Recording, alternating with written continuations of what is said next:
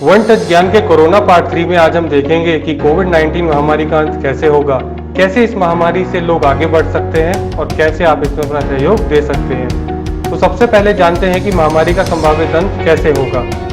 किसी भी दुश्मन से लड़ना आसान नहीं होता और जब वो दुश्मन ऐसा हो जिसे हम देख भी न सकें, उस केस में दुश्मन को हराना और भी मुश्किल हो जाता है। आइए एक नज़र डालते हैं इससे पहले जो भी बड़ी महामारी आई हैं, जैसे कि सार्स, मर्स, स्पेनिश फ्लू, प्लेग, उन्हें हमने कैसे हराया है। सार्स की ही बात करें तो ये नवंबर 2002 में आया था और इसने लगभग 8 महीने तक विश्व में अपना प्रकोप बनाए रखा। इसने 30 देशों के लगभग 8000 से ज्यादा लोगों को संक्रमित किया, जिसमें से 800 लोगों की दुखद मृत्यु भी हो गई और इसके केस मई 2004 तक रिकॉर्ड किए गए। इससे हमें यह देखने को मिलता है कि कोई भी महामारी एकदम से कभी खत्म नहीं होती।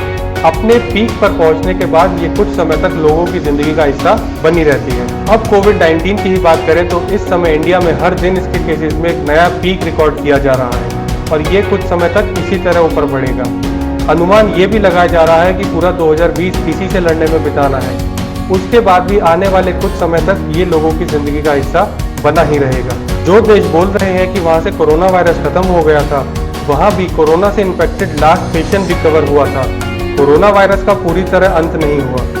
ये बात जान लें कि इस वायरस से संक्रमित होने पर वहाँ फिर से कुछ दिनों बाद कोरोना पेशेंट पाए गए। अब जानते हैं कैसे इससे लोग आगे बढ़ेंगे और आप इसमें अपना सहयोग कैसे दे सकते हैं। आज न्यूज़ चैनल, सोशल मीडिया जैसे कि फेसबुक, व्हाट्सएप, इंस्टाग्राम ने कोरोना की एक ऐसी छवि हमारे दिमाग में बना दी है कि हम इससे अलग कुछ सोच ही नहीं पा रहे हैं।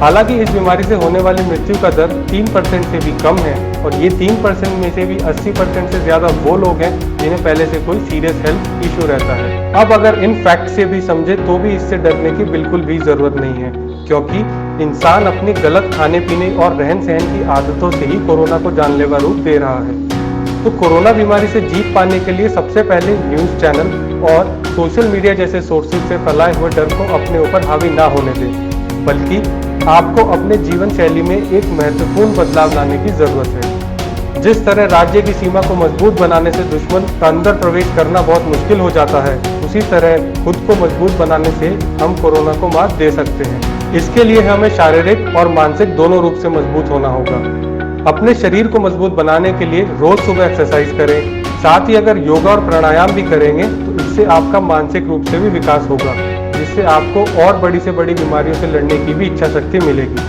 साथ ही अपने खान पान में प्राणिक भोजन की मात्रा बढ़ाएं, जैसे कि फल, सब्जियां, अंकुरित दालें, चने जैसी चीजों का सेवन करें। इस आहार से आपके शरीर में अच्छी मात्रा में ऊर्जा का संचार होगा। साफ सफाई का भी विशेष ध्यान रखें।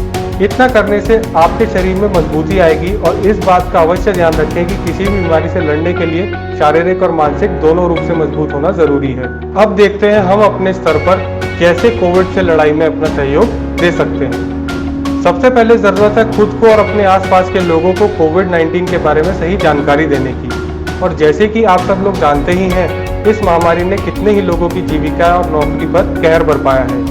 कुछ बड़े सेक्टर जैसे कि होटल, हॉस्पिटैलिटी, टूरिज्म, ट्रांसपोर्ट बिल्कुल बंद होने की कगार पे आ गए हैं। इस समय जरूरत है अपनी इकोनॉमी को बूस्ट करने के लिए अपने यहाँ पे रोजगार बढ़ाने के नए तरीके लाए जाएं। जैसे इस समय ecommerce, work from home, online classes जैसी चीज़ों पे तेजी आई है। यहाँ पे कुछ बड़ी इंडस्ट्री को जरूरत है वो इन नए क्षेत्रों में लोगों के लिए ज़्यादा से ज़्यादा रोजगार पैदा करे, साथ ही अपने देश के प्रोडक्ट्स और सर्विसेज को भी बढ़ावा दे। लोकल बिजनेसेस को पूरी तरह से सपोर्ट करें। इस समय लोगों को एक साथ होकर के लड़ने की जरूरत है। ये ऐसा समय है जब प्रकृति मानवता को ये दिखा देती है कि मानव कितनी भी तरक्की क्यों ना कर ले, अगर प्रकृति का संतुलन बिगाड़े तो इस तरह की विपत्तियां पृथ्वी को संतुलित करती रहेंगी। इसलिए प्रकृति के साथ एक होकर के आगे बढ़ना जरूरी है और उसके नियमों का भी पालन करना जरूरी है, नहीं तो प्रकृति ही मानव का काल बन जाएगी।